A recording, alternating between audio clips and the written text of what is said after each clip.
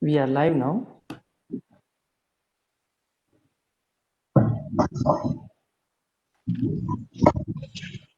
Good day to all. A warm welcome to each and everyone who have given Sapienza International Architecture Talk Series.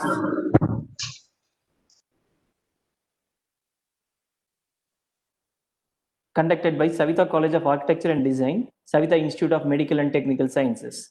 Today talk will be the 6th Associate Dean International Affairs, Saveetha School of Engineering, Saveetha Institute of Medical and Technical Sciences. Today we have with us Professor Carlo Bianchini from Sapienza University of Rome, Italy. He will be addressing on the topic RIP, Model and Learn. Saveetha Institute of Medical and Technical Sciences have ongoing memorandum of understanding with School of Aerospace Engineering, Sapienza, Italy. Many faculty from Sapienza have visited Saveetha already and conducted credit course for our students. We are also currently working on joint collaborative projects. I'm sure today talk will open up new opportunity in terms of academic collaboration and student exchange program. Now I invite Professor Balsava, Dean, Saveetha College of Architecture and Design to give his welcome address. Over to you, sir. Thank you, Dr. Deepak. I'm glad and I invite Professor Carlo Bianchini on a very interesting and the title is very mysterious. It says RIP, Model and Learn. There were quite a few questions that we had on the title itself before we even announced the lecture. And I think that's the power of a lecture, that it can generate so much interest. And Professor Carlo Bianchini is from the Department of History, Architectural Design and Restoration at Sapienza. And from this, we hope, Professor, that it will evolve into a collaborative studio, or there's so much to share between India and Italy, and our own campus site, which I mentioned to you. It sits very close to a 2,000-year-old Roman site. So besides that, there are other histories to share. So we look forward to your presentation today. This is part of an international architecture series, which is flowing into an international architecture collaborative studios. So we look forward to that as well. I would invite architect Sandhya to briefly introduce our speaker, and then we will have the talk. And after the talk, we open it to all the participants, young architects. And this talk reaches Malaysia, Southeast Asia, and Sri Lanka, who have all logged in. So that's the power of the digital world today, that we can sit in our own spaces and yet connect across networks which are so vast. So I look forward to the talk, and I invite architect Sandhya to introduce our speaker today. Welcome, Professor Carlo Bianchini again, and I would request architect Sandhya to introduce you now. Thank you. I'm happy to introduce Professor Carlo Bianchini, graduated with honors in 1991 in architecture at La Sapienza University of Rome, PhD in 1995 in relief and representation of the built. He is full professor in the SSD ICAR 17 drawing at Sapienza University of Rome, where he teaches science of representation and architectural survey. He is the director of the Department of History, Design and Restoration of Architecture of Sapienza University of Rome for the 3-year period, 2016 to 19. Also, he carries out an intense research activity that transversely embraces different themes of drawing, from the foundations of representation and their historical evolution to the methodologies and techniques of 3D relief and modeling, with the aim of illuminating its character as a tool for knowledge, including scientific. In this context, he has taken part in numerous national as well as international research projects, becoming an expert in the field of tangible and intangible cultural heritage. Among the most recent are the Athena project and the 500 Challenge initiative promoted by the SciArc Foundation. Author of more than 80 publications, he is managing director of the magazine Designer ID Photography Drawing Ideas Images, and is also the scientific committee of the same. He has participated in many conferences in Italy and abroad as a speaker and a moderator. He is also a member of the steering committee of the Herimet Association, vice president of ASS IRCCO, and member of the technical scientific committee of the UID Scientific Society, that is Italian Union of Design. He currently directs the second level master restoration and consolidation of high complexity project and construction site in civil and religious architecture. We are very happy to have you here, sir. Thank you, and on to you, sir. Thank you for, I would say, the flattening presentations. My name is Carlo Bianchini. First of all, thank you for pronouncing my surname correctly, because I very often write it with a K, because the correct pronunciation for the English-speaking people is Bianchini. So thank you very much for saying Bianchini instead. The presentation has figured out a little bit my my career also, because I've been researching in this field for 30 years, and also has presented what I do. I teach in the Faculty of Architecture. I would like to make a slight a little correction for a mistake. Is not design, but it's representation.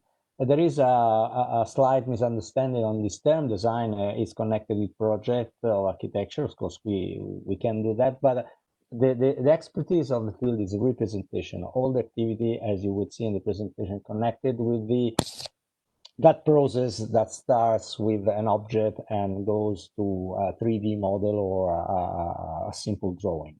So this is my field of expertise.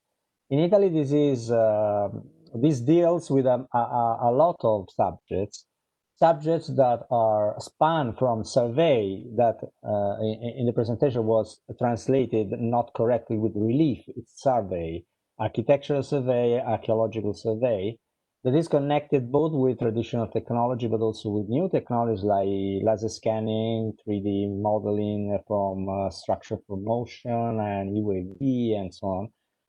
So it's very high-end technology application, but also a very rooted tradition into architecture in terms of representation with traditional drawing. But actually, as I try to present you today, we are dealing with the same problem. The same problem that it's summarized somehow with this dark title that is Read, Model, and Learn. I go directly on sharing my screen on the presentation now, so we can go. I hope, please give me a sort of feedback if it sees correctly. As I'll discuss in the next lines, I try to outline in my presentation that I know already I will cut a certain point because it's too long for the 1 hour time we have today. But anyway, I try to outline what are the main problems that are with an approach that is much theoretical. My ambition today is not to give a talk in which I discuss technicalities. I know especially young people, young students, young architects and technicians are much more skilled than I am in dealing with technicalities. Technicalities means software, applications, and managing of processing and so on. But what I register as a lack in this generation, let's say, it's a theoretical approach, meaning going deep into the background of the operation that I do every day without thinking of it, without wondering what are the bases, even philosophical somehow, of the operation that, for example, consists in sketching the facade or the plan of a building, for example, that I take for granted, but I do not know exactly what it means in terms of knowledge, in terms of let's say, the exact term is epistemology, meaning the science of knowledge. So this is the ambition, and the title tries to resume this ambition because it's a paraphrasis of maybe you have already. I shared an abstract in which I described more or less this process, so I go quickly, assuming that you have read maybe this abstract. But the concept it comes from a slogan from the hackers of CD DVD of the 80s, 90s, in which RIP consisted in removing the security, let's say, of the DVD. And the other term, the substitute model in our version, my version, would be copy, meaning reading and reading correctly without losing meaning the data on the DVD, and then burn. Burn means construct a new copy, a reproduction that is exactly a replica of the original data and the original support. Something of this kind can be easily reported to the operation we do when we deal with built artifacts, in which these built artifacts are, you can imagine you have buildings, but you have also archaeological sites, anything that it's built by mankind, let's say. So RIP, it's the same, and in this case, it's a way through which we gather the information and the data, better the data, not the information, that is useful for building our interpretation of this object. Model is the way through which we build this interpretation, and learn is the final step of this process through which, let's say, we can burn a part of our brain as an equipment burning a CD modifies the surface, we modifies our connection, and we learn through this this method and also this process new things. And learning means that we store them in our mass storage device that is our brain. So let's start from a little presentation of the university to which I belong. Actually, Sapienza is the bigger university in Europe in terms of students.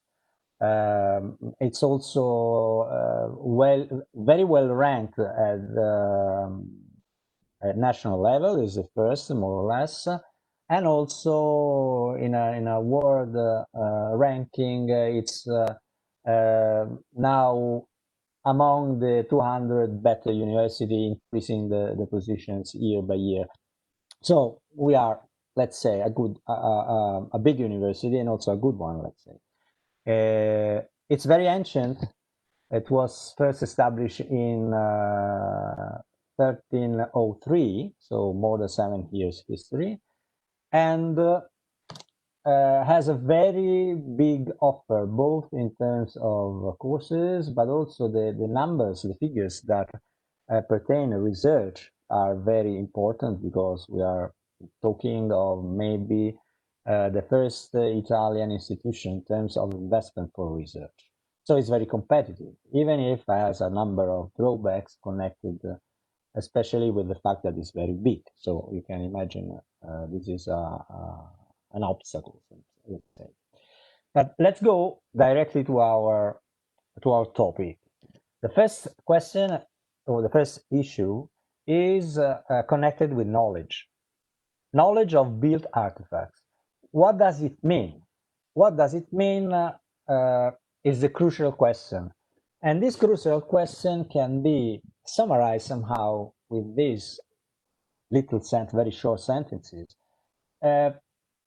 Aiming at reaching a level of knowledge, the best, let's say, level of knowledge we can, approaching something that is outside us, so it's an object. This is reading these terms: subject, the person, and object. What is external to the person is a philosophical term, but maybe quite similar to the common language. this level of profound knowledge that is so called by many philosophers cannot be simply achieved using our senses. Better, our senses in some occasion are, let's say, misleading, provide us misleading approaches. The only way to reach this level, this is one of the main acquisition of the scientific revolution of the 16th, 18th, 17th century, more or less, is that we have to use some methods and techniques. And these techniques belong to what we call a scientific method. And this method, in the utmost and more recent evolution, relies on the demarcation criterion of Popper. Karl Popper is a philosopher. In the 60s of last century, has outlined what could be a framework for the scientific application of scientific model. And I think, all the name falsifiability. A theory is scientific if it's falsifiable, meaning that we can build and construct a way to try to demonstrate that it's not true. However, this is an assumption quite clear for all the sciences. All sciences use this method, but not so clear when we deal with architecture. Because architecture and built artifacts are important piece of architecture, seems to be halfway between a technical, actually between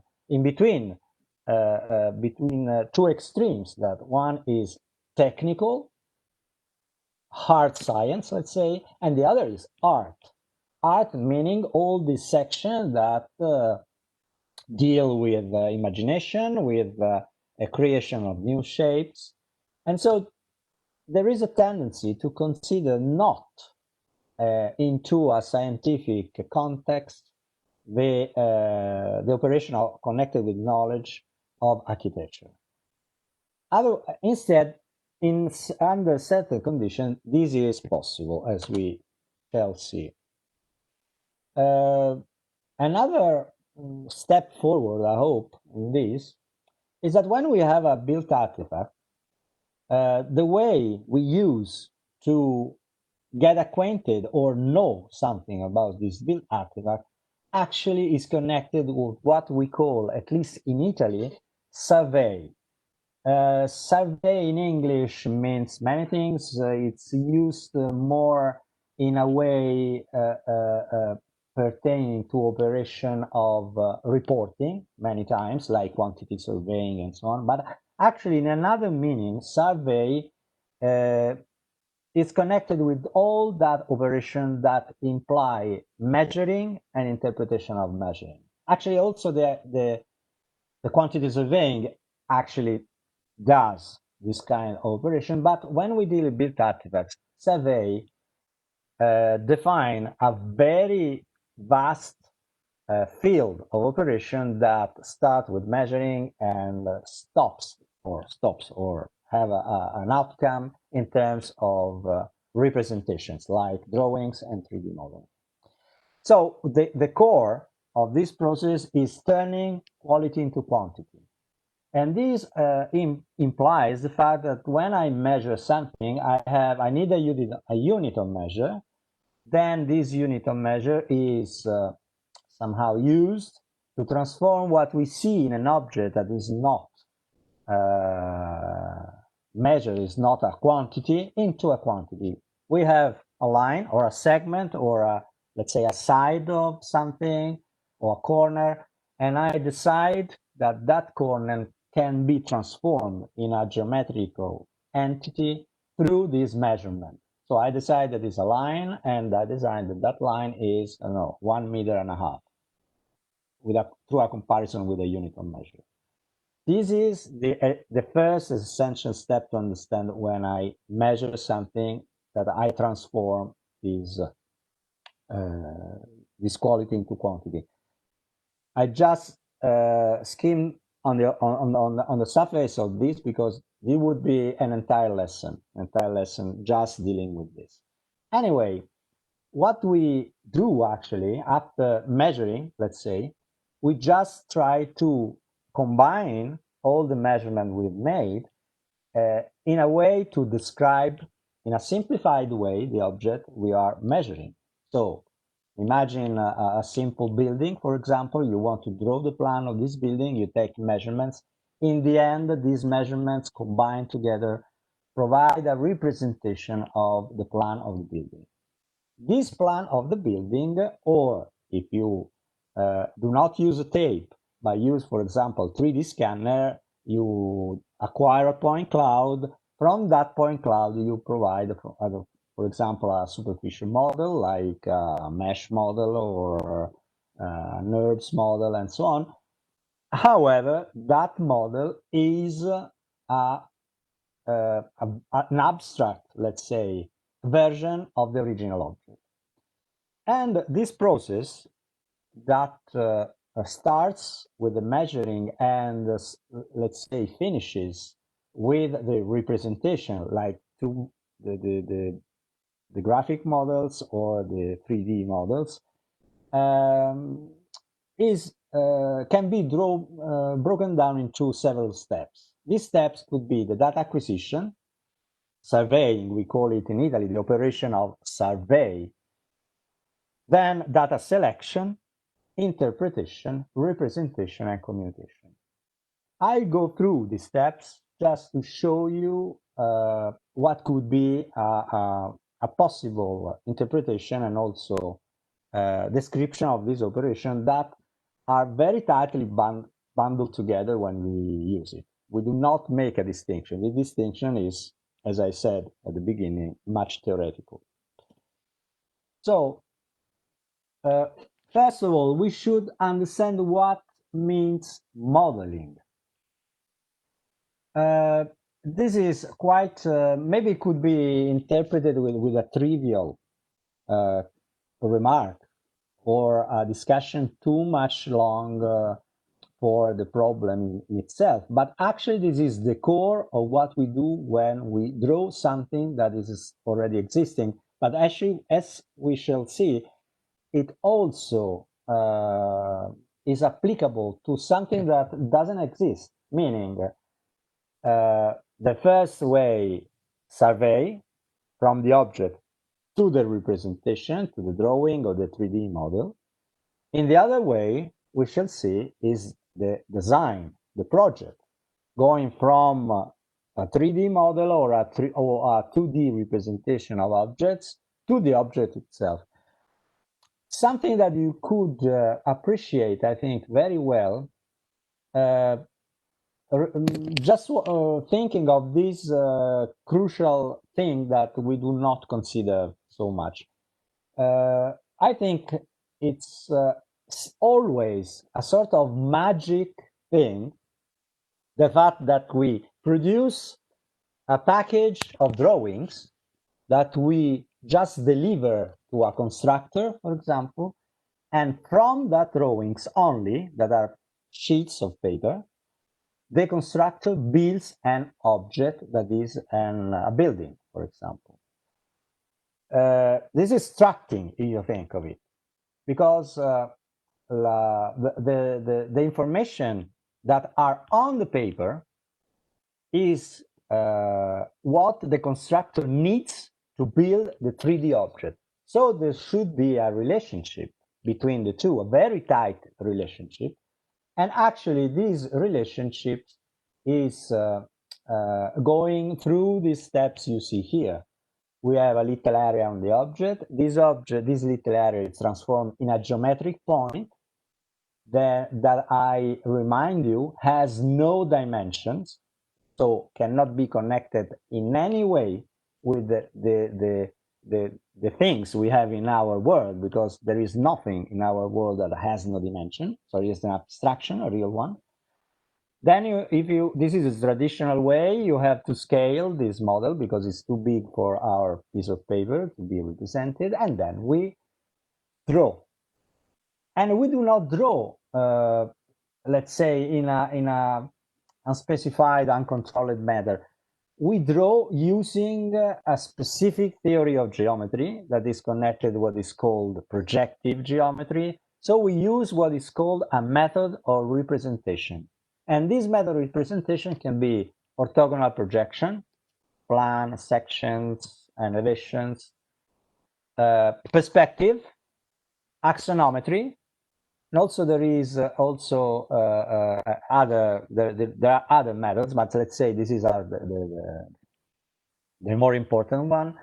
And this geometric background, I would say DNA of the process of representation from the 3D quality of the object to the piece of paper, is that allows for the delivering of pieces of paper and building a 3D building object or architecture, as you like. This relationship that we create through these different steps, it's biunivocal. It's a one-to-one both ways between the geometric object and the geometric points or elements of which this object is made with a representation on paper. Do not forget this. Going to technologies that maybe are more familiar, this is a point cloud of Hagia Sophia in Istanbul. That's quite evident what I was saying, because we are moving between two 3D spaces. One is the real one, the other is the virtual one, but the process is exactly the same. You see a little area on the pendentif here of Hagia Sophia. They are formed in a point, geometric point, in the point cloud of the surveying of Hagia Sophia. It's the same. What changes is the representation process between the 3D model and the piece of paper. This is transformed directly in a 3D relationship in a 3D space. But modeling, as I said at the beginning, runs both ways. And this is in the design way, let's say. It's the same. This is a pavilion in Brussels for an exposition. I can't remember what exposition it was, but it's quite easy to see that the point representing the V on the writings on the pavilion on the left, that is the 3D model, is a rendering of the project, is transformed exactly in the same V. The stairs luckily has been changed, in my opinion, but anyway, the same V is transformed in a V in the same position, so materializing somehow the real correspondence between the virtual representation, the model, and reality.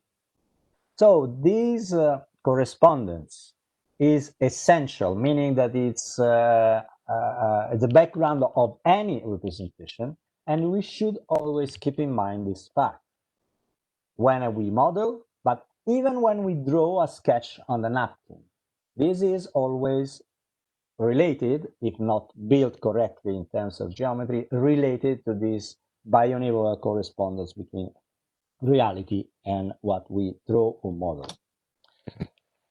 So in these terms, there is, we go directly to read, model, and learn. There is a workflow that we can outline or try to outline.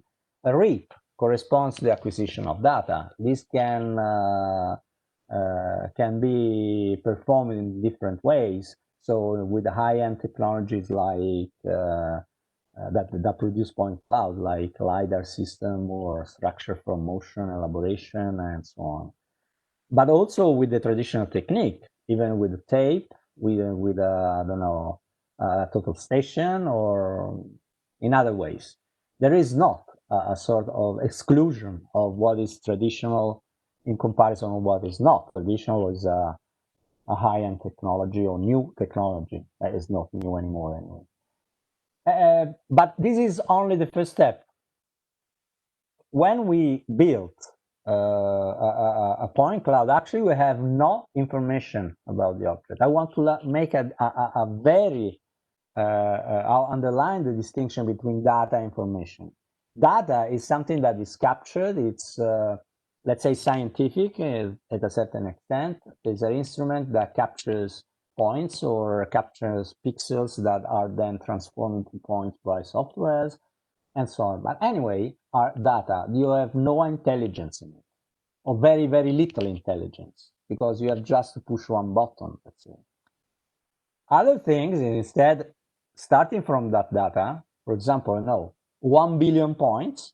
This is a common dimension of what we get when you get a survey or something. And from that 1 millionth point, or billionth point better, you have to select only the points that you think are meaningful for the purpose you have. For example, if you want to draw a plan of the room where you are at the moment, and you have 1 billion points captured by a scanner of that room, maybe for drawing a plan or a section, you need only, so I don't know, 20, 30 maybe. So from 1 billionth, you have to go to choose and underline choose. It's up to you to choose. It's not the machine that chooses, at least not at the moment. For the time being, it's like this, but let's see if with that artificial intelligence, what will happen in the next years. But anyway, you choose the 20, 30 that are meaningful for you for drawing, building, constructing, use the term you like, the plan.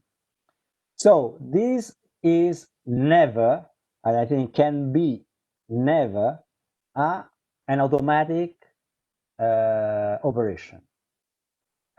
In the background, there is an intelligent operation. There is an intelligence working on that and making the choices I was mentioning just a few minutes ago.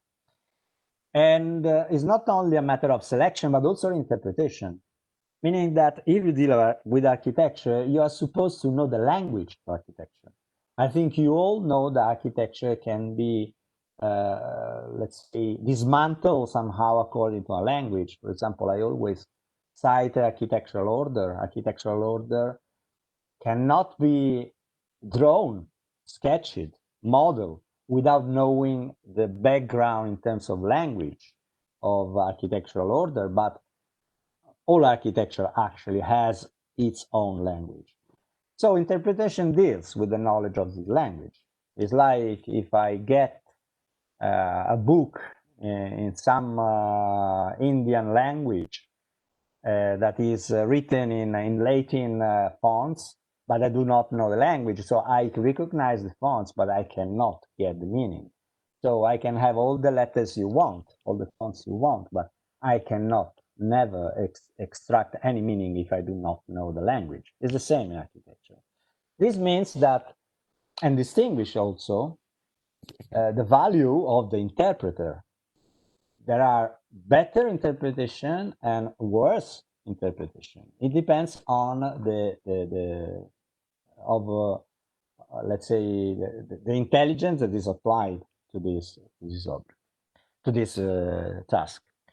However, the third step is learn, and learn it's how, as I said before, we store, let's say, this information in our brain, and it's connected also to another operation, because learning means that is something that is not only for us, but it's also for others, meaning that we must reinterpret, retranslate, let's say, the information we extract from the object in a way that others can read.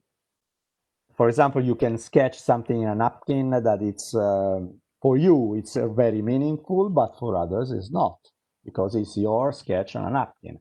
To make it readable by other subjects, you need to, for example, draw a technical drawing, respecting the convention of drawing, which, I don't know, the line weight of section is harder than the line weight of projection, and so on. This makes the model and the information you extracted from the model communicable, shareable with others. So it's a matter of how you represent them according to a code and how you communicate it. It's also something that pertains to the way you present information, not only the way you elaborate it. So this is its context. And this is a sort of workflow you can appreciate dealing with only the let's say high-end with new technologies or technologies acquisition. So you have the acquisition phase, selection, interpretation, and representation. You have several models you can extract: 2D, 3D. As 2D, we deal with drawings essentially. It's another way to call drawings 2D models because are bidimensional actually. And this is the general framework. Let's start from for the first one, acquisition. Acquisition, it's in every occasion you deal with it. It's the result of integration of technologies. There is no survey in which you have, for example, a piece that you simply measure with a tape, or something of which you do not take pictures. But by now, there is no, at the same time, there is no survey in which you do not apply a technology implying point clouds. And you see on the left of the slide a sort of a little list of what could be the instrument. So this slide is to say that if you want to govern the process, you should be at least a little acquainted with the process itself.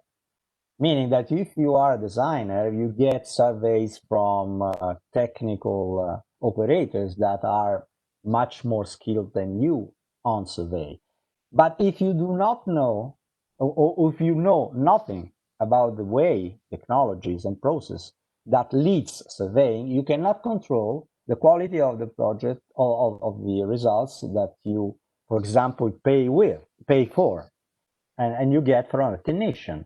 So a general, let's say, acquaintance with this kind of process, I think for any designer is recommendable, if not mandatory. So what does it mean? Let's go very fast in these slides. This is a point cloud, only point cloud, meaning a representation of only the points. It is an infeum in Amman in Jordan. It's halfway. I choose that because it's halfway between architecture and archaeology, actually, because it's a building, but it's a very old one. And the meaning in terms of communication of data or information is very low because it's only a representation of points. It's like putting billions on point, one near the other. But the scanner acquires other information. The first information added is color. There is an RGB capturing of the color of each point, and this allows for a representation that's close to a photography. Because even if the points are, the step of these points, the density is 1 point every 1 centimeter, if I remember well, the fact that the image is smaller than the original dimension creates a photographic effect, meaning that each point comes close to the neighbors, and so you get an image you recognize as it was a photograph. But actually, you have a gap between gap between one point and the other. Anyway, this is an important step. Adding the coloring information to one point.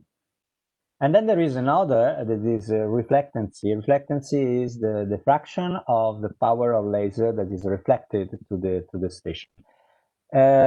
This is another way of looking at the object because it directly impacts on the quality of materials that compose a surface that is surveyed. So, for example, you can distinguish even in a wall, for example, brick and mortar, in which you have pictures that are all black, very old masonry, for example. When you look at it, the same masonry in which in the photography you cannot distinguish mortar and brick, instead in the reflectancy you will see the mortar that is green and the brick that is red, because the level of absorption is much different. So it's another way of getting information. And then you have structure from motion. Structure from motion is that technique that builds 3D point clouds from common pictures, common photographic shots. And this is the same film in Amman. You will see that the image produced is much better than the one produced by the scanner. But through the integration of the two, you get the best information and the best results in terms of reading also. But you have other technology. For example, there's an experimentation that go towards what I call the democratization of survey. This is an experimentation of the Google Tango technology that was applied to a sort of pioneer mobile device in which there was a sort of LiDAR, so a scanner, let's say, equipment together with other pictures that allows for what you see, meaning the 3D scan of a simple object. It was a prototype actually, but now, as you probably already know, all the producers are coming out with mobile devices in which you have LiDAR sensor, like next iPhone, the new iPad, but also Samsung and the other are going in the same direction. So capturing will not be a problem anymore for anyone, because with your mobile, you go around and capture architecture and building point clouds. These aspect things shows very well where is the core of the problem. Is not in the capturing, will be not in the capturing. The problem will be, what shall I do with the captured data? How will I be able to transform it into information that an architect can use for his work or her work? So after that, you have selection interpretation. And you have selection interpretation that have a lot of aspects. I would like to underline the fact that still the 2D representation, meaning the drawing, is the main instrument for architects, especially when the architect designs, because it's cheap, it's quick, and it's still much corresponded to reality, to the possible reality. In terms of survey, dealing again with a built artifact, again, we have another of other problems, because if you are documenting, for example, an object, you have some additional problems that are connected with the integration of technology. For example, here, something that in the upper left image are in red, that are the gaps coming from the part that the scanner could not acquire, should be integrated, should be completed, filled the gap, let's say, with other technology, for example, in this case, orthophotogrammetry. So to get a representation that it's without gaps, let's say, so it's completed. So this again deals with the technology of acquisition we have now. This is already the film in Amman. These are images, they are not drawing. So let's say a sort of a 1.5 representation, but maybe a 2D representation, still comes simply from the images, a projection that you can access through the software that process point clouds. In other words, you just project correctly as a plan, as an elevation or a section even, in a software that is with point cloud. For example, we have many, like you have Cyclone and Polyworks, and you have Geomac, many, MeshLab, and so on. That projects are not exactly a drawing, but they are like the scanning of a 2D drawing. So you can import it, for example, in a CAD system like AutoCAD or others, and you can redraw on that a vectorial drawing. But this is an option, a real interesting option, because it's easy to perform, reliable in terms of information, because you can scale correctly the object, and it's an instrument for extracting information from any object. This is instead a demonstration of how it could work. You see, you have in comparison the point cloud that is simply projected as to be an elevation. You have the overlay of the representation, the graphic representation that it's your reading or my reading in this case, and then you have the final drawing. And there is another aspect that deals with the communication. You have in the bottom of the drawing a part that is black, is line traced, and another part is an image, the original image. That's why in the plan, the shape of the nymphaeum has a corner there where there is a passage between the two, because the part that is line traced is parallel to the projection, so it's in a correctly, it's measurable there. Instead, the other is inclined. So you maintain the shape, you maintain the image, but you, through this this little trick, you show to the readers of this drawing the fact that you can measure in the black and white, but you cannot in the others because it's shortened somehow by the projection itself.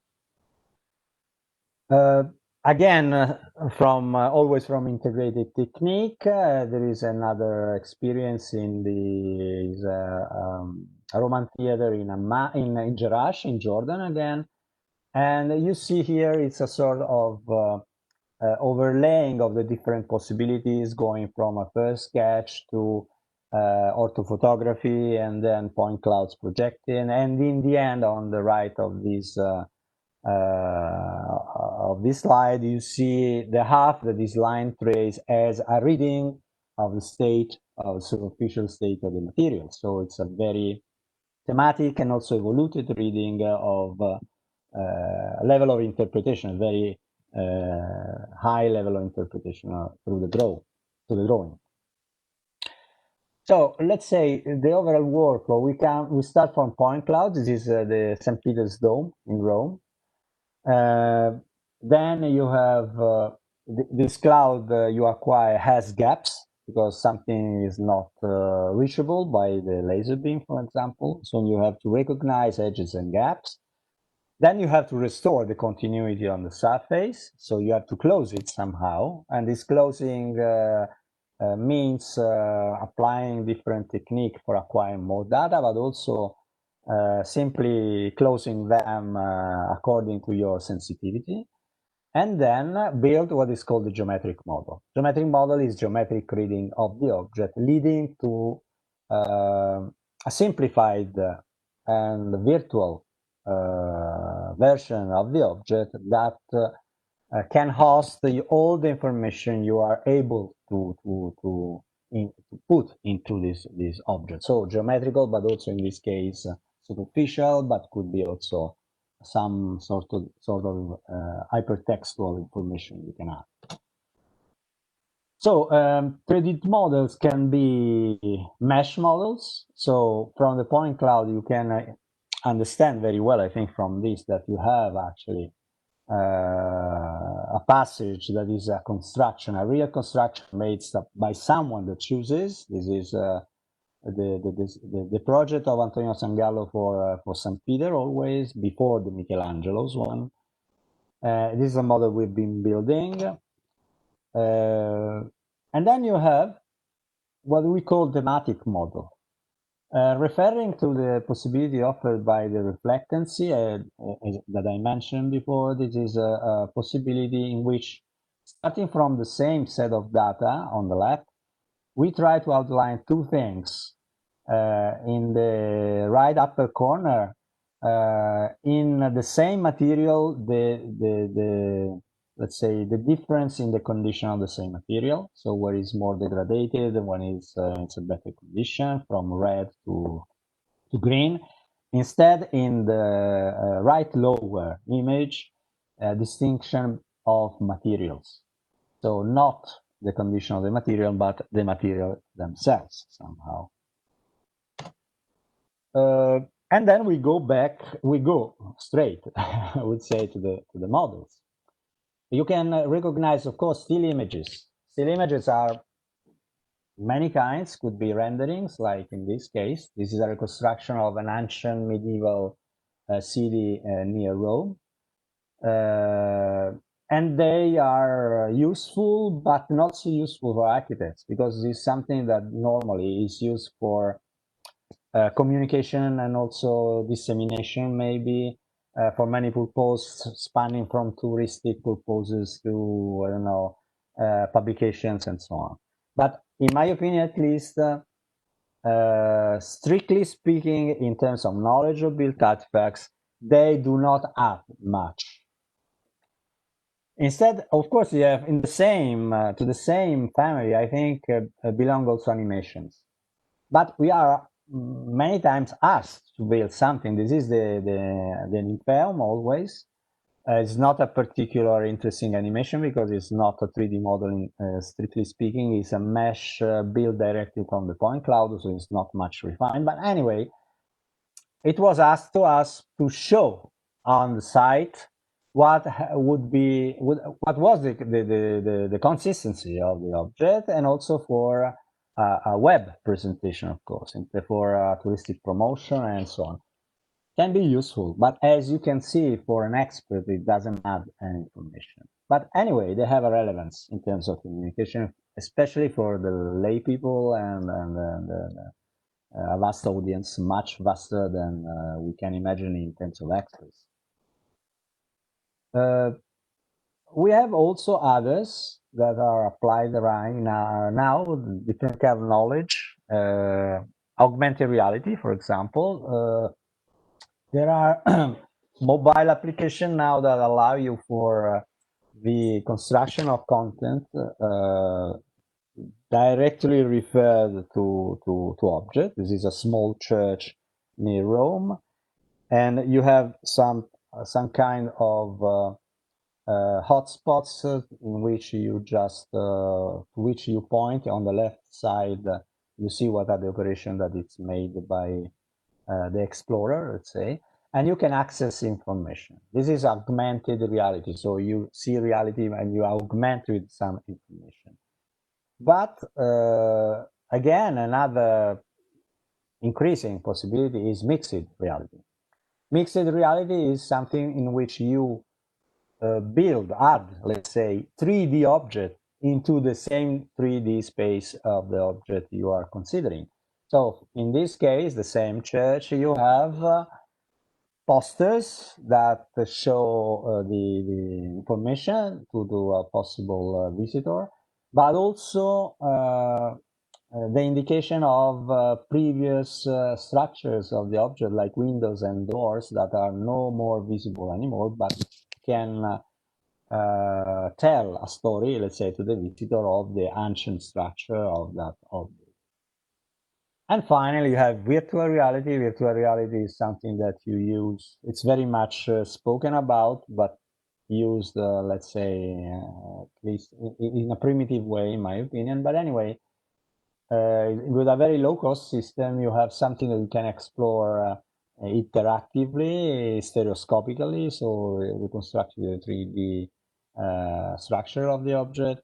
And this structure is relating to a very cheap system, the paper one you saw at the beginning, but now we have many systems like Oculus and others that can that allow users to navigate virtual spaces. Even if there is a drawback, because there are some kind of problems in terms of they are not very healthy. Many people get sick from this kind of exploration because you lose all the perception of what is around you. So you are like confined, and you have a sort of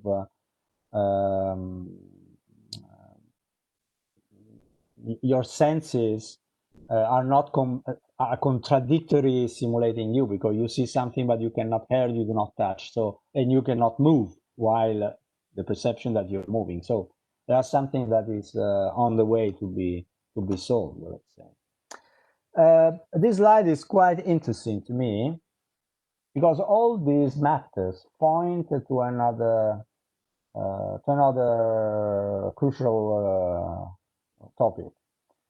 In comparison, you see here the same reconstruction. This is a reconstruction of the Basilica of St. Peter before the Great Basilica you see now. So in the beginning of 16th century, before the works. No, maybe later because you have the dome. So let's say half of the 16th century. What is the difference? On the right, this is a research we made, is a reconstruction that has been made using all the sources we could get in terms of iconography, in terms of documentation, in terms of archives. So relying on this information scientifically, we could draw that hypothesis of the reconstruction and also interpretation because of something you have no information at all. On the left, instead, you have the reconstruction you can see in Assassin's Creed Brotherhood. So something that is on PlayStation. And if I ask a question, I always ask to my students about this, and maybe I can ask this to you. If I would ask what would be the structure of St. Peter in half of the 15th century of the St. Peter Square, the image the majority of young people should get is the Assassin's Creed one. And you can publish everywhere our beautiful and grounded scientific reconstruction. The impact, the real impact in terms of knowledge is on the left. This is a problem for us that with this kind of subjects, sound of representation, because the content, the background is essential to communicate and share an information that is correct in terms of scientifically correct. What is funny to me is that the cost of these two is practically the same. So you don't need much more to study what are the information you need to draw a better scientific one reconstruction. This is a question mark, I think, for all the people that deal with representation of built artifacts. The fact that we cannot ignore that channels parallel, let's say, to the academic world, to the research world, that still have much more impact on a community and on also on the big audience than all the scientific works we can produce. So I don't know if I have time, maybe 5 minutes. I will go very quick. I wanted to show a sample, the reconstruction of ancient town of Ninfa, just to show the method. When I mention the gathering of information, you see that let's say on the background of that reconstruction you see in the rendering, there is this kind of study. So there is a study of the medieval house. Now in Ninfa there is nothing, some ruins, some walls, but nothing actually, only the perimeter wall, couple of more or less ruined churches. So it's sort of destroyed. Actually, it has been destroyed by a war in the 14th century. And now it's covered with an English garden. So the garden has somehow repossessed all the side. So reconstruction has been more and more difficult due to this balancing between nature and architecture. Anyway, the study started with the study of the typology of the house, medieval houses, because no houses were left. But anyway, the typology, it's a more reasonable hypothesis we can do for the reconstruction. Iconography, dealing with the drawings, pictures, paintings, frescoes of cohevial, maybe it's difficult, but anyway, similar example, it could be outlined a pattern, let's say, for the reconstruction. Then for the medieval house, the typology is not only on the plan, but also on the spaces that belong to the houses. The different type of houses have had different type of spaces. And so these spaces could be combined with the survey we made on spot of the walls, actually, that we had to try to distinguish the typologies we had outlined. So this is house with porticos, house with terraces, and so on. And then where these kind of houses could be positioned on the plan of the town as it is now. You see on the right the present condition of the ruins. These ruins are walls that are generally not higher than 1 meter from ground. So it's very difficult to know what was the elevation of all these buildings. And then the finishing, the coloring, for example, plaster or stone or whatever. And so there was a deep investigation of what would have been the colors at the medieval time. We had some frescoes representing medieval towns in Italy, and we get inspired. In some cases, we just took the color, really the RGB value from these frescoes and put them on the houses of our reconstruction. For example, here you see the violet and the kind of red and white. Of course, we got also some kind of traces of plaster and color you see on the right, and starting from this information we try to color. So the renderings are not simply, let's say, an inspiration of an artist. No, they try to be grounded on a scientific research. And another key point is this one. These buildings, spanning from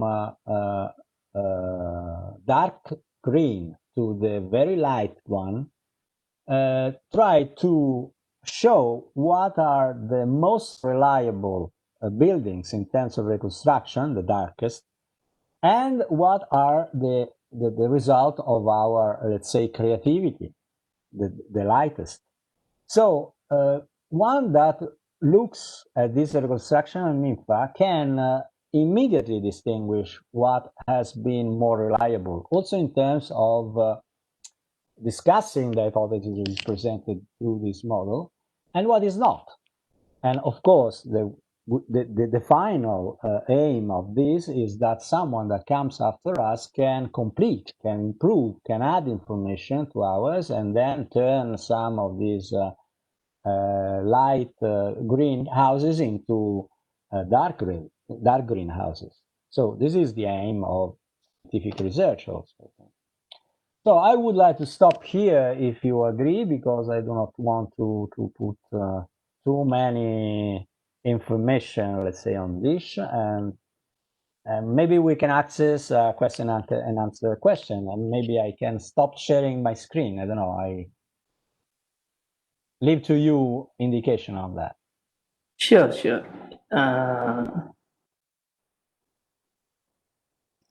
Thank you very much. Over to Dr. Thank you, Professor, for a very informative presentation, and has opened a lot of, I think, in the present context where we are locked in our own homes and there's physical distancing. I'm not calling it social distancing, there's physical distancing. We are being pushed more and more into the virtual world, into augmented reality, into a very representational world. You know, I think this situation also made us have a dialogue between Rome and Chennai, which is online. We have never met, but we meet virtually. So that also is in a certain way a representation through a. Of course. It's really what we are discussing. You know, it's just that this representation in our conversation looks a little more live and alive, and what you showed was more from a historic point and a heritage point, you know, of a building, trying to map it.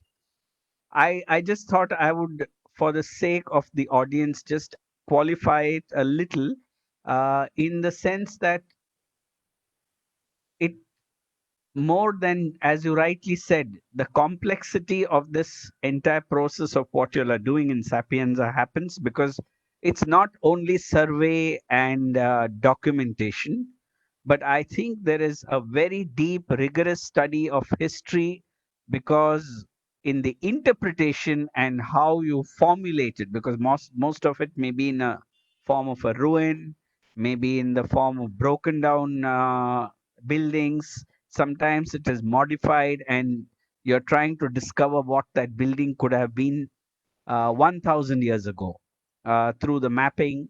So there is a lot of scientific rigor also in this whole process. And of course, I think if from this process it became a game like Assassin's Creed, another kind of game, instead of having a parallel game, I think if this itself opened up this idea of a game, I think we have a lot of possibilities. And in India, I think we have so much of heritage which is not documented, which is uh, lying untouched. And in that context, this relationship between Sapienza and Saveetha really opens up so many possibilities of mapping history, or rather mapping amnesia, because we have forgotten so much. And when we forget as a culture, we forget our own history, and then suddenly we look like tourists in our own country because we've forgotten the history. I think these new tools of virtual reality and augmented reality, which you have presented so well, uh, can bridge this loss of memory, or it can bridge this complete disconnection with the past in which we are living today. So it's very strange that we're using a very futuristic technology to connect to an ancient past, you know. So that's just to kind of round, and I hope that's the essence of what you presented. I'm just putting it together. The question that came up, and which comes up, is there were 3 or 4 questions that the young architects have also messaged. One question is, in events where there is a difference of opinion between two reputed historians in a reconstruction of this nature, uh, because you've shown a singular process. We go there, we map it, you build it, and you connect the missing parts and you build it. But let's assume that there was, like in Hadrian's Villa in Tivoli, or of course a lot of Indian structures also, that when we get down to reconstructing it, there is a very strong difference of opinion between two very respected historians. We are curious to know, in such a position, how does this technology create a bridge for a new conversation, or how does it work? Uh, I could refer to Karl Popper and say that every interpretation is the realm of irrefutability. So if you have your own interpretation about a phenomenon, and there is no way to prove if it's correct, your interpretation, or not, it's valid. So if you have your point cloud and you say something about the reconstruction of the building to which that point cloud belongs, your hypothesis is as valuable as others. Actually, it's not exactly like this, because in reconstruction you have many information coming not only from your sensitivity, let's say, but also from interpretation and analysis coming from other scholars before you, and also from documents. So in case you have a scholar that is able to produce an hypothesis that is more grounded on the available information and data, you can assume, as an interpreter of the interpreters, of course, you have to build your own judgment Model. about this. You choose what is the best. But also, I want to if I have 3 minutes, Yes, yes. tell you a little story about this. Sure. You have in Rome, you all know in Rome we have the Colosseum, the Amphitheatro Flavio. And one of the main questions from archaeologists and scholars is if the shape of the arena and of the Colosseum itself is an oval or is an ellipse. I don't know, thousands of paper of sheets of paper written from one party and the others. Both of them had good support to their hypotheses because the elliptic party referred to the tradition of the Greek geometry. The oval said the Romans were more practical; they would not never use an ellipse; they use an oval. So at the beginning of the millennium, my department was appointed with the survey with this kind of technology that were very new for a scientific survey of the Colosseum. And of course, one of the main questions we had in mind was to answer finally to this question of ellipse or oval.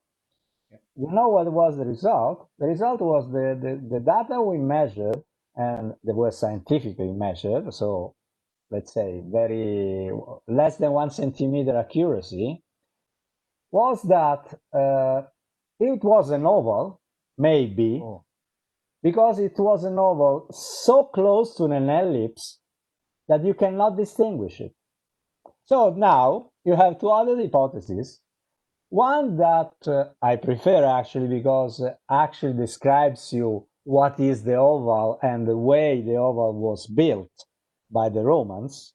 But that oval was so refined, let's say, to be so close, the maximum difference was 15 centimeters. You know how it's big, the Colosseum. Yeah, it's huge. Between the theoretical ellipse and the theoretical oval. So no answer, even if after this very deep investigation. Maybe there are some questions that will remain unsolved forever. And maybe it is also funny for the scholars and for everybody. Sure, sure. I think that's a very interesting because in the modern context, see, I think one presentation that you made was going back in time. How do you see the engagement of the same idea of survey of now imagination, not survey of the past, in designing for the future? Do you see a strong role in that, or how do you see? Teaching design or the creativity that is beyond and on the background of design is very complex. It's there is no absolute way to do it. There is an Italian way, however. This Italian way, it's and especially the Rome School of Architecture, it's very related with the history. We just celebrate 100 from the creation of the the first Italian School of Architecture in Rome 1 century ago, and let's say the main pillars of this new school was technical, history, and creativity. This is where the three and representation and drawing. So these were the four pillars that actually distinguish the Roman, let's say, attending the Roman School of Architecture, and you can see also in many buildings on the 30s in Rome, like the Sapienza main campus, La Piacentini, Gio Ponti, and so on. They were all sharing this idea that the architect should be oriented to the future, of course, but without losing the relation to the past, especially in a place as Italy, in which you just are born into the past and let's say you are bred by the past, even if you don't want to, and then you cannot avoid to somehow reinterpret it in your designing activity. This is my opinion. We try to preserve and also make this process move forward, because architecture is evolving, and so you cannot the risk that you are simply let's say having a sort of nostalgic attitude to the past without knowing that the world has changed and you are just an old professor just complaining because the past is past and so on. So it's a challenge, really. Yeah, absolutely. No, I think the interesting part is because uh, Italy has had a tradition of typology, and Italy has had a tradition of mapping typology even before new technologies came. I remember in 1988, I had come to Genoa and met Aldo Rossi, and Aldo Rossi was really reinventing this idea of typology, not as simply imitating the past, but he was taking the typology as some A hidden memory. reinterpretation. Yes, and a hidden memory and reworking it. I'm just, because you started with that, I'm just going back to it. You started with the fact that there are two sides to this, that there is one, a technological side, which goes and maps something, draws it, creates a representation, and that it still requires a thinking and a decision making. It's not that the machine goes, scans, and the whole thing is there, but there is still a little hope that the human being is still needed in this process. We are It's not. more than a hope.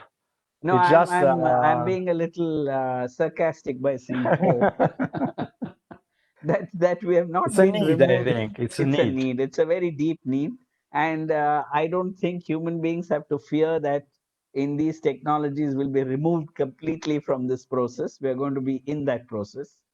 But what your presentation did, and which I thought was very interesting, and I look forward to continuing a semester in Saveetha architecture on this issue with you coming in. Maybe looking at the relationship of Indian monuments, the kind of memories and typologies that we have here, which is very different from the kind of typologies which we find in Rome. Is that the fact that there is so many new possibilities of interpretation, and from memory, from because you started with this fact that for the younger generation and the older generation, I don't like to make those differences, but the fact that a theoretical basis, a historic appreciation, and the layering that you showed, iconography, literature, writings, texts, there's a whole layering done in the creation of that artifact or the building.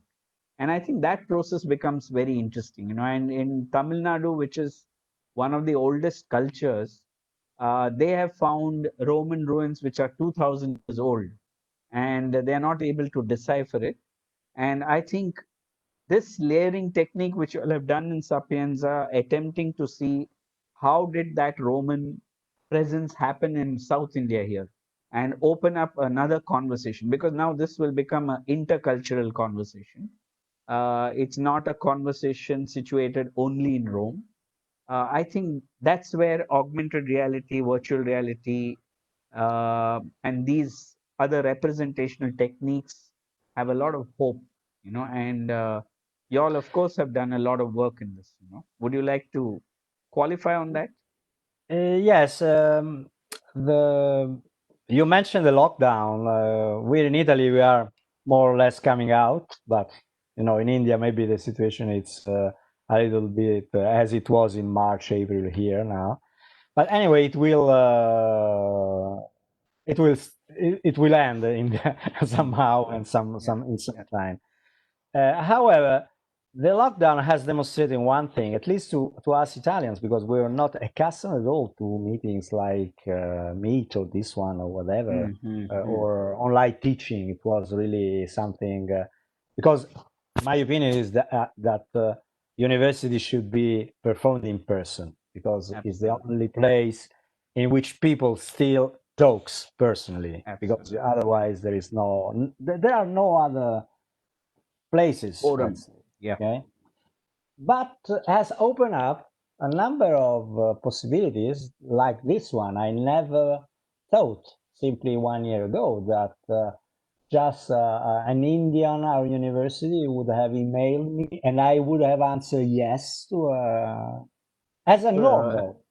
It's yeah. like I don't know, a colleague of a university in Milan or in Florence or in Naples would have asked me to give a presentation. It's the same, no difference. this is really a real shift in the perspective of academic cooperation.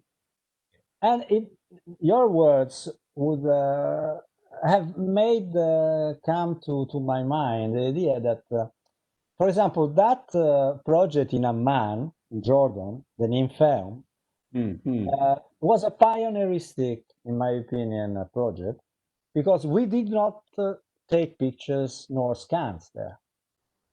It was performed by Jordans. We assisted them. It's also a way of, let's say, performing a capacity building action. Yeah, absolutely.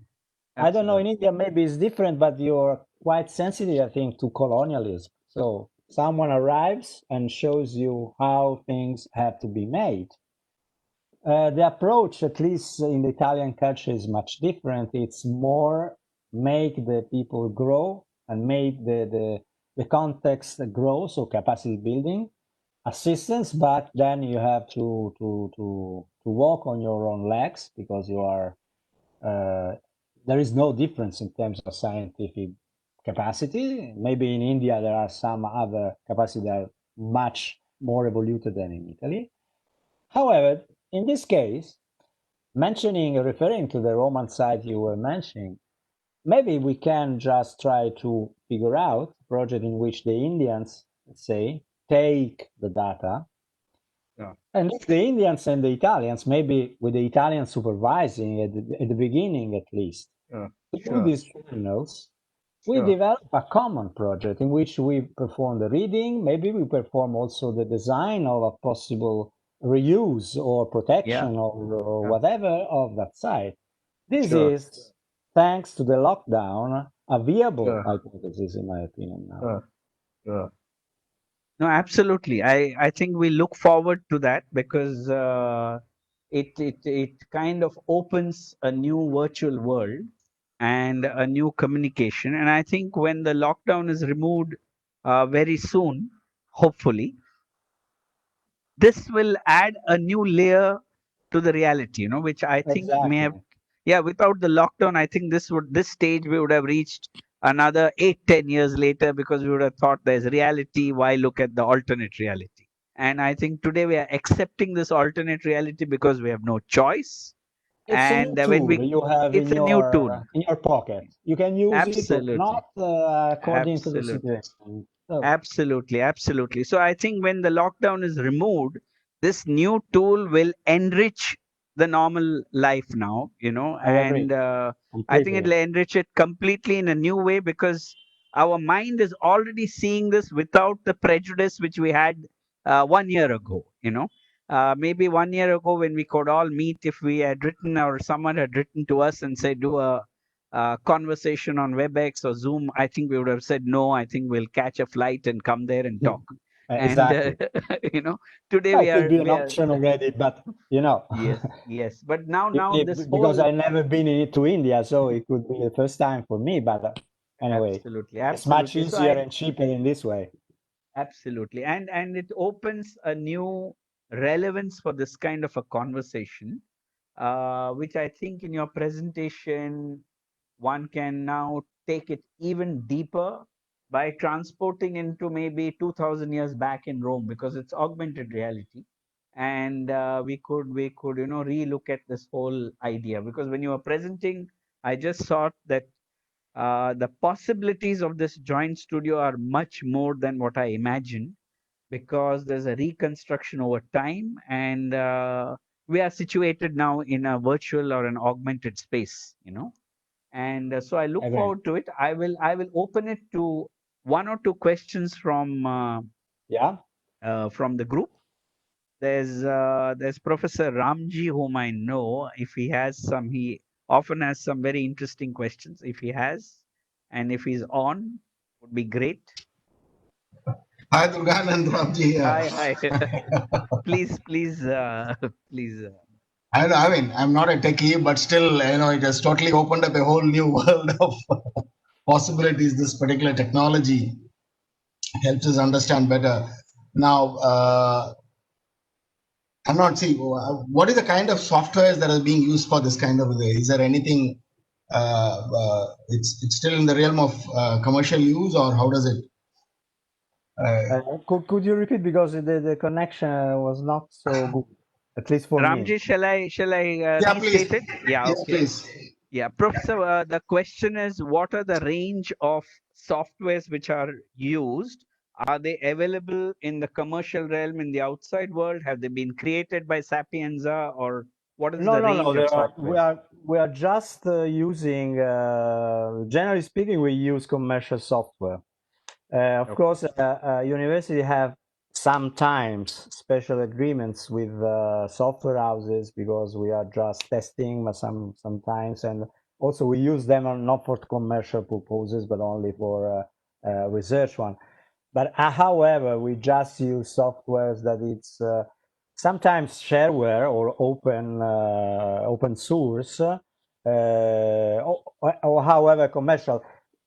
Actually, nobody, I think, has the power to not only to develop a software. Maybe you have power to develop, but to maintain it. So update it, update. Only companies can do that. There is no possibility, I think, for university. We made some attempts in the 80s, failing actually, because after some time you lose the competence, you lose the people. You should be a company. We have many constraints, and we cannot just simply behave as a company, as a university, a public university. So the choice Sure. was to refer to the private sector for that. Would Sri Venkatesh or Sandhya want to respond, ask a few questions? Arvind, anyone? No, I have one quick like, since we have not only architecture, we also have engineering, computer science, and IT, and many faculties are working on virtual reality, augmentation. So, if it can, whether is there a possibility where School of Architecture and Engineering and even from Sapienza can club together and look in for a new project, or else some kind of ideas which you have, then if you can take that to the next level, it will be really good. Like, we can initiate some joint collaborative project. I think it's a very good idea. There is, at least in Italy, there's never competition with IT guys, let's say, or IT researchers, because uh, they govern very well the technical side, thing that we cannot do, but they have no competence or very little skill on the cultural one, in which we are very strong. So it creates a sort of joint venture, really, between two different sides of the same medal, and it produces good results. Of course, if there is a goodwill between the parties, in which they just look a possible a common benefit from this research, this activity. What is the danger is that many times these results are not so. There is a timetable that is variable, which you plan to finish in 3 months. No, this is something that belongs to the technical activities, of course, and instead comes from the cultural side, a sort of rethinking of something, and then that 3 months become 6, because the product quality implies the fact that you have to change something that you have, let's say, built on the go. So this is something that belongs to goodwill. Of course, it's true also the opposite, in which the cultural side should be, let's say, very ready to give up somehow to changes, because you can change. Architect can change everything unless you have a deadline. No, it's a character of architects. Till the last second before the deadline, I draw my last line. And you have to be very somehow convinced of the fact that there is a deadline. And you know, in the research projects, sometimes you have not deadlines. So, but anyway, we are a group, at least speaking of me and my group, that consider deadlines as deadlines, something that you have to respect. So I think in this kind of framework, we could outline something. Yeah, wonderful. There's a thank you, Dr. Deepak. There's another question which has been asked by Naveen is on the other side. There's one which is the scientific and the academic and the historic side.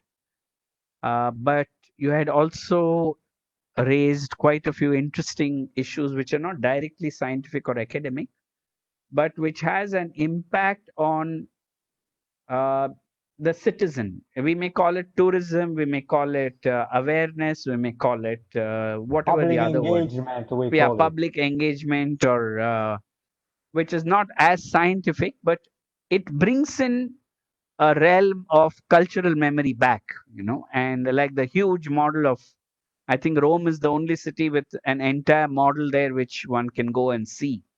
And you can really imagine what Rome may have been when the Pantheon was built. Now, that kind of imagination is not available in most of the cities. It's definitely not available in our city. We don't know what our city looked like even 1,000 years ago. And but we know that the city existed 2,500 years ago. Uh, so the question that Naveen asks in this context is there a tangible, measured change of respect for history or respect for the way a city was built through these kinds of modeling? Does it impact tourism? Does it impact the citizen, his sense of pride in the city? How does it, that these tools, can they do that as well? Uh, Very big question. I worked a Yeah. lot on that, especially the project in not then in film, but the theater, always in Jordan. It was a part of a cooperation project around the Mediterranean that had theaters as a sort of mm, emerging or pilot cases, let's say, for one of the tasks implied the public engagement, meaning feeding the sense of belonging of the population and the relationship with these artifacts. In that part of the world, you have a strange component in which you have many Roman ruins, very, very important, as theaters, for example, but somehow the Islamic culture has, on one side, respected, on the other, tried to erase this kind of culture. And this approach is swinging through the years, in which in some years you have an attitude in which you see, okay, the Romans have founded the cities, so they are our background. 10 years after, you have the Romans were conqueror, like the Crusades. Yes. So we have to destroy everything. You've seen the also in Afghanistan, in Iraq, but also in Egypt, there have been many examples in the last 10 years, 20 years. The European Union, and of course Italy is a part of this process, much skilled maybe, has developed a number of projects in which the public engagement in terms of repossession in cultural terms, meaning bringing into my culture the memory of, I don't know what is the case in India, but anyway, the history, regardless the implication in terms of conquering and erasing culture and so on, because it's sort of idiot behavior to think that something that has happened 2,000 years ago has relevance with the history of today. Of course, we know it's only a way to empower myself or themselves, the one that proposed this approach, just speaking to, let's say, the belly of the population and not the brain of the population. Yes. So what you see as a component that it's very small concerning the object themselves. Of course, you have to know the history of the object, of the buildings. You have to reconstruct somehow also beautiful models, beautiful products in terms of virtual reality.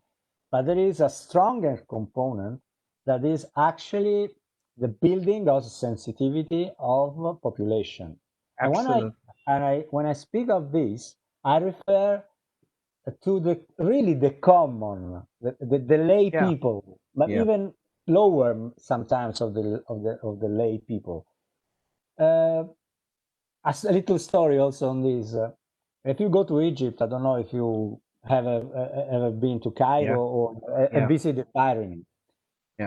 I spoke to the merchants that are there selling to tourists, whatever, all around the pyramid 15 years ago. The question I was asking them was what were their perception of the pyramids. Many of them used to answer in this way, oh, there are very old stones. I actually don't know why all these people come here to see them, but anyway, they come so I can sell my goods. This is the attitude and the approach. Yeah. And to choose this mentality, you have to start from the elementary school up to the university, because you have to change the mind of the population, explain, present. So it's a multitasking approach that you have to develop. One part, of course, it's present something that it's, let's say, engaging in terms visually, for example, or in terms of new technologies. But if you're not able to explain the background, to make a sort of inception into the minds of the relevance for them, for their life, for the well-being of that object, you have no possibility of success in the long run, I think. Absolutely. Absolutely. Because I think then it becomes only an intellectual conversation and it has no connection with No, it has not to be an intellectual conversation. Yeah, exactly. So if it It is has only to be an immediate impact, sort of, I find the term in English, an empathy, right? yes, yes. And it has to be an experienced, embodied life experience. I think then they will connect. But if it is only Exactly. it's some intellectual framework or something, it just doesn't feel as if there's time to waste on something like that. That's the Yes, but feeling that we you get. have also to implement a sort of convergent policy, resources and experts Yeah. to this result. Otherwise, you maybe you can have a spot result, but not a real change in the In the general framework, perception. Yeah, in the perception. and the general perception. So, Professor, I think we've had a wonderful conversation, and your Well, pleasure for me, insights really. and really has opened up so many new avenues for us. And I think Dr. Deepak will be in touch so that we can really open up integrated studio. Our studios are going to start now.